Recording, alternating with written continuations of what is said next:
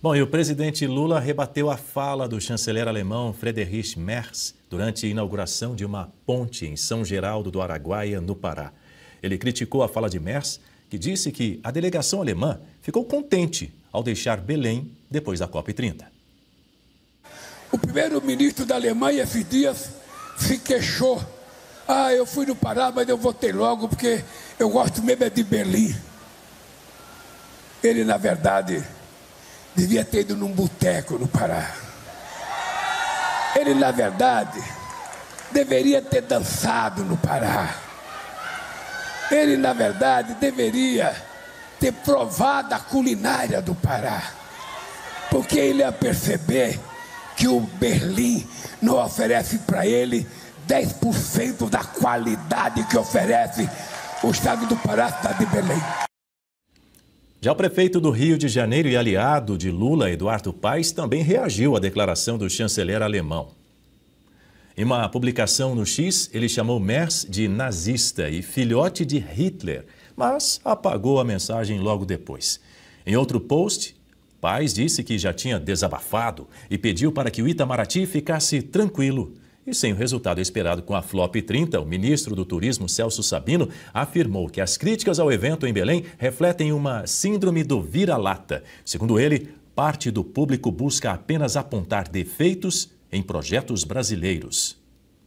O fato de terem pessoas que criticaram, de terem pessoas que ainda estão aqui tentando encontrar cabelo e ovo para achar alguma coisa que não esteja funcionando, eu atribuo isso aí talvez a... eu falei outro dia, até viralizou aqui um vídeo, síndrome de vira-lata, né? Que tudo deve funcionar lá fora, tudo é bom lá fora, tudo que presta tem que ser lá fora, quando é aqui dentro a gente tem que ficar criticando e encontrando defeito. Mas o fato é, essa Copa inclusive está melhor do que as Copas anteriores.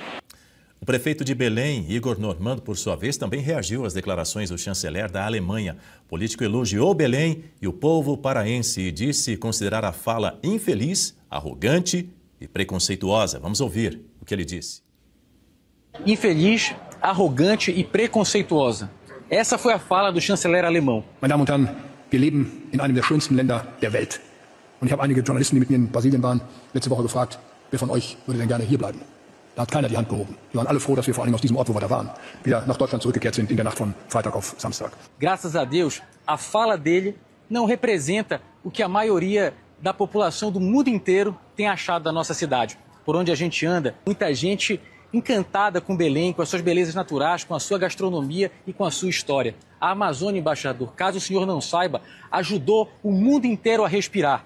E agora é hora de vocês conhecerem a realidade do povo da floresta e terem empatia de ajudar o povo da floresta a se desenvolver com equilíbrio e sustentabilidade. Mas eu quero dizer que enquanto você vem com a sua arrogância, nós, paraenses, belenenses, amazônidas, nós vamos oferecer o que existe de melhor em nós, que é o nosso calor humano, o nosso acolhimento e o nosso amor. Cada um dá o que tem.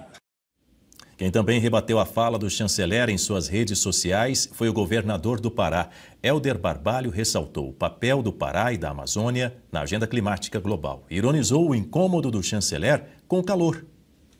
Ele diz, abre aspas, curioso ver quem ajudou a aquecer o planeta estranhar o calor da Amazônia. Um discurso preconceituoso revela mais sobre quem fala do que sobre quem é falado. Berenice Leite, como você avalia aí todas essas reações, tanto de Lula, do governador do estado do Pará, também do prefeito de Belém? Não reconhecem que a capital, Belém, ainda precisa melhorar muito, precisa avançar em coisas básicas, a exemplo do saneamento. Pelo menos 25% da população lá não tem saneamento básico. E quando a gente vê esse não reconhecimento, né, esse discurso de que ele foi arrogante, o que a gente pode esperar de gestores que não reconhecem o erro? Que não vão melhorar, que vai continuar nessa mesma toada. Né? Vocês viram aí o prefeito falando que nós vamos continuar aqui acolhendo os nossos belelenses, que nós vamos dar muito calor humano e amor a eles. Amor, claro, amor, esse é o governo do amor, né, inclusive, mas eles precisam muito mais do que isso, senhor prefeito, eles precisam de segurança pública, eles precisam de saneamento básico, saúde, educação, Tudo isso que está faltando, e eles vivem numa realidade paralela, como eu disse, não reconhecem, né, as demandas de uma capital que sediou a COP30, né, que foi um verdadeiro vexame. Inclusive o chanceler da Alemanha esteve aqui no nosso país, a comitiva foi embora dando graças a Deus, justamente porque viram a realidade de uma capital que, inclusive, simbolicamente foi a capital do nosso país durante esses dias de evento, né? Então, nem sequer tiveram a coragem de investir em projetos aqui, porque sabem que se investisse dinheiro aqui, estaria na mão de quem? Justamente desses gestores que não reconhecem e não fazem nada pelo seu povo, né? Que querem dinheiro, querem recurso de outros países. Mas vão fazer o que na prática com esse dinheiro? Desviar para as ONGs? Porque isso fazem já muito bem há muitos anos.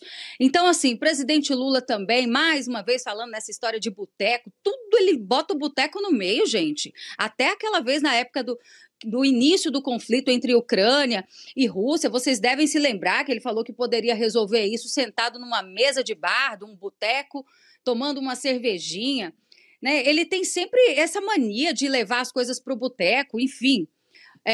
O boteco estava instalado lá na própria COP30, né? Falou que as pessoas que estiveram lá, que o chanceler não teve a chance de conhecer a culinária. Claro que ele teve, inclusive os preços estavam altíssimos, né? Superfaturamento rolou à torto e à direito, e agora isso vai ser investigado também no Congresso Nacional, pode ter certeza. O Tribunal de Contas da União já está recebendo várias denúncias, e muito em breve a Flop 30 vai ficar com um outro gostinho. A partir do ano que vem, inclusive, que é ano eleitoral, vocês podem ter certeza que essa bomba vai explodir. A gente já está no final do ano e muitos esquemas de corrupção, como eu disse, superfaturamento, devem aparecer e mostrar que a gestão aqui no nosso país, né, que infelizmente não só a capital do Pará, como o nosso país está em péssimas mãos e mãos de pessoas que não reconhecem o erro e, portanto, fica difícil de querer melhorar, né, a situação do nosso país desse jeito, Daniel. Ou seja, a crítica, como você colocou, Berenice Leite, não foi ao povo paraense, que, aliás, recebe o nosso carinho. Muito obrigado a vocês aí no Pará que acompanham aqui o Jornal do Oeste, primeira edição. A crítica não foi do chanceler, não foi ao povo paraense, mas foi ao ambiente e à realização da COP30 no local onde está sendo realizada. Vale ressaltar esse ponto. Bom, sabe quem também reagiu a essa fala do chanceler e não poderia faltar de modo algum aqui no Jornal da Oeste, primeira edição? Primeira-dama Janja da Silva. Em entrevista à CNN, ela declarou que a fala do chanceler alemão Friedrich Merz foi infeliz e mal colocada e que ele não viveu a COP30 de fato. Em seguida, ela fez uma declaração um pouco contraditória. Vamos ouvir. Então a ideia do presidente Lula, a proposta da gente trazer a COP para Belém foi para que a gente pudesse trazer as pessoas para o território e vivenciar. E ele não deve ter vivenciado, ele não deve ter tomado um tacacá, ele não deve ter visto um carimbó, ele não deve ter ido uma aparelhagem. A senhora foi? Ainda não. Você ouviu bem, Guta Pini? A Janja disse que o chanceler não aproveitou de verdade a COP, mas no finalzinho ali, numa pergunta da jornalista da CNN, ela mesma disse que também não. Será que ela estava aproveitando alguma outra mordomia lá naquele barco luxuoso? Eu nem entendi direito o que foi esse final, o que é o evento que ela deixou de ir, eu realmente não conheço, mas ficou realmente muito engraçado. Ela dizer que o chanceler não foi, mas e você foi? Não, eu também não. Então realmente ficou bem engraçado. Mas um pouquinho antes nessa fala também, a jornalista pergunta para a Janja, foi uma fala preconceituosa? E ela responde, foi uma fala infeliz. Então ela não avançou nessa questão de dizer de preconceito e entrar em toda essa questão aí também que já falaram de nazismo, essa coisa horrorosa. Então, o que parece, ela tentou dourar ali a pílula um pouco, porque na sequência ela fala da questão do fundo das florestas, que querem dinheiro. Então, nessa hora ali, ela colocou o pezinho no freio para não avançar. Deve ter sido brifada ali antes de dar essa entrevista, porque quando a Janja fala aí de improviso, de forma espontânea, a gente sabe bem o que sai. Agora também a postagem do Eduardo Paes, prefeito do Rio de Janeiro, que fala tenebrosa, que postagem horrorosa, de um desrespeito brutal aos alemães. Você não faz uma coisa dessa. Filhote de Hitler, nazista, não se faz uma coisa dessa. Olha, Dani, a gente entende que as pessoas tenham ficado ofendidas com a fala. É natural que os políticos, detentores do poder lá em Belém, no Pará, o próprio governo federal, é absolutamente natural e esperado que eles saiam em defesa e tentem, enfim, falar bem do seu governo e fazer as críticas ao chanceler. Isso é natural e é esperado. O que eles iriam fazer? Eles iriam concordar? Eles não iriam concordar. Até porque, ao concordar com as falas do chanceler, com a fala do chanceler, eles estariam dando um atestado da sua própria incompetência. Então, eles não fariam isso. Agora, uma coisa é você sair em defesa da cidade, dizer que não quer tudo maravilhoso. Outra coisa é você avançar nesse sentido e de denominar, xingar o chanceler alemão de nazista. Isso não se faz. O Eduardo Paes é um prefeito do Rio de Janeiro, uma das cidades brasileiras mais conhecidas no mundo. Você fala de Brasil no exterior, a primeira cidade que as pessoas pensam é o Rio de Janeiro. E ele é o prefeito de lá. Então, o que mostra aí também uma falta completa de noção, de traquejo da diplomacia. Ele não está na política de hoje, muito pelo contrário. Ele, inclusive, teve uma fala bem feliz anos atrás, num áudio bem cabuloso aí que ele teve com o presidente Lula, que foi vazado, falando aí de Maricá. Ele, uma cidade no Brasil, se manifestando de uma forma bem baixa em relação à cidade, e agora vem falar do chanceler nesses termos aí completamente absurdos.